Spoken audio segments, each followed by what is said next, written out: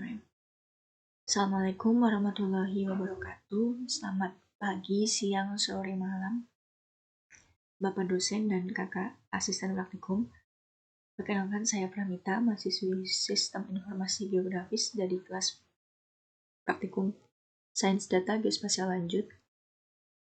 Hari ini saya akan menampilkan hasil praktikum acara ke-7B mengenai segmentasi semantik dengan deep learning.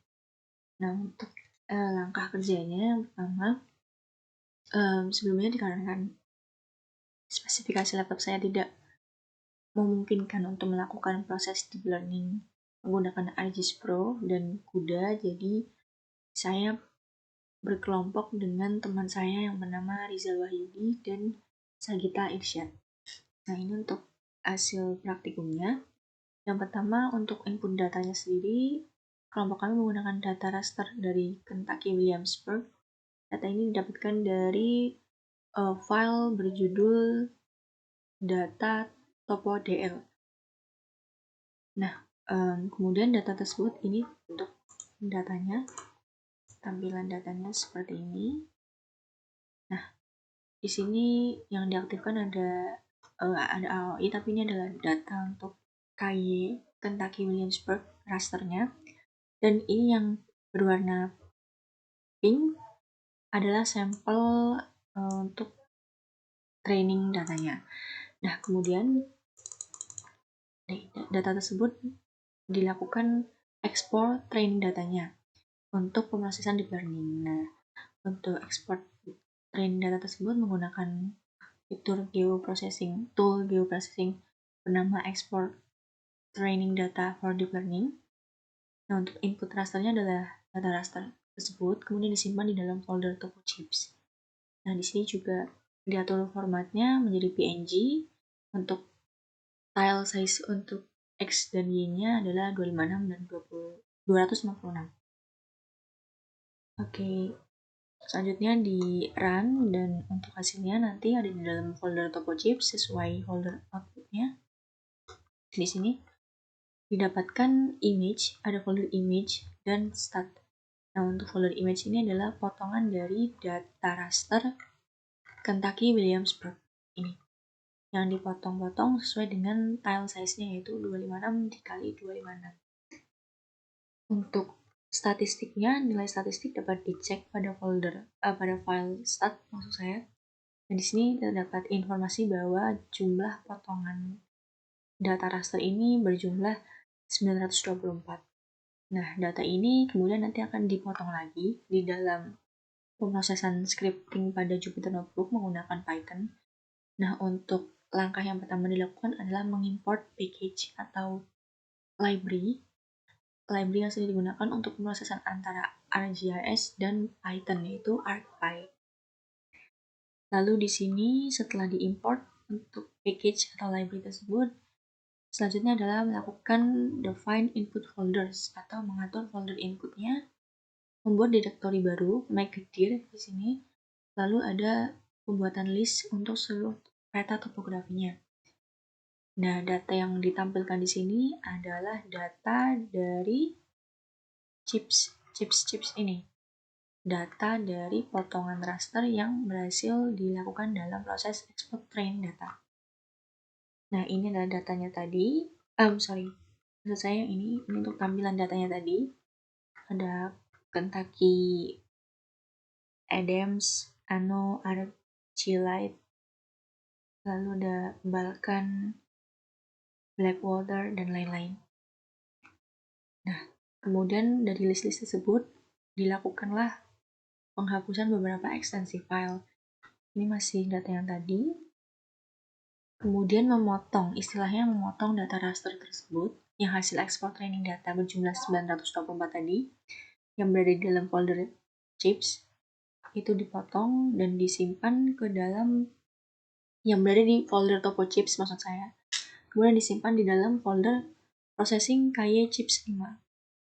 Nah, hasilnya adalah seperti ini. Di dalam folder processing KY chips 5 dapat image dan ada nilai statistiknya lagi. Nah, ini untuk image-nya hasil pemotongan data raster hasil ekspor training data untuk deep learning. dan didapatkan informasi bahwa data yang kami gunakan telah dipotong dengan tile size-nya masih sama 256 kali 256 yang didapatkan hasil sejumlah 37.080 image. Nah, kemudian data tersebut folder KY Chips 5 kemudian dijadikan input dalam proses training data deep learning model. Nah, untuk output modelnya nanti disimpan dalam folder unit topo model.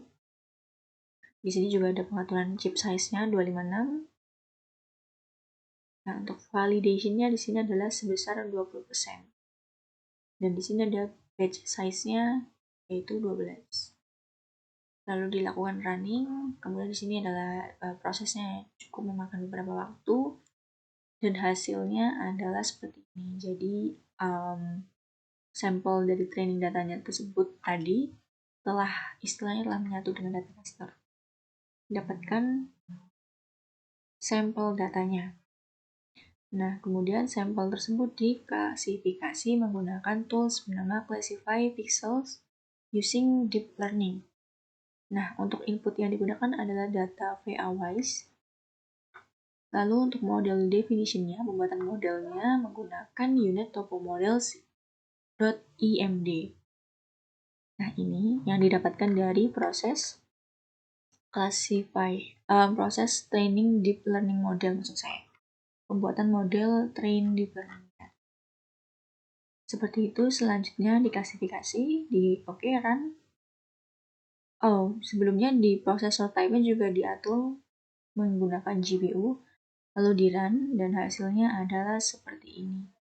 Jadi, ini adalah pembuatan model untuk persebaran bahan pertambangan bahan tambang atau daerah tambang di Kentucky, Williamsburg. Itu di daerah cenderung mayoritas berada di wilayah utara yang berwarna biru ini. Nah, untuk lebih jelasnya lagi, kurang lebih seperti ini. Ini untuk hasil praktikumnya, yaitu segmentasi semantik dengan deep learning. Selain itu juga didapatkan hasil berupa grafik. Nah, untuk grafiknya ini adalah grafik batch process untuk training data dan validation. Nah, untuk batch prosesnya tadi didapatkan, dimasukkan nilai sebesar dalam pembuatan model adalah 12 dan untuk validation-nya itu sebesar 20%. Hasilnya adalah seperti ini. Untuk yang biru adalah data training datanya, yang oranye itu adalah validation. Baik. Oke, sekian yang bisa saya sampaikan mengenai hasil praktikum SDGL acara ke-7B mengenai segmentasi semantik dengan deep learning menggunakan ArcGIS Pro. Terima kasih kepada kakak asisten praktikum dan bapak dosen yang telah membimbing kami, dan juga kepada teman-teman kelompok saya, Rizal Wahyudi dan Sagita Ilyas Ramadan, yang telah mengerjakan praktikum ini sehingga praktikum ini bisa berjalan dengan baik.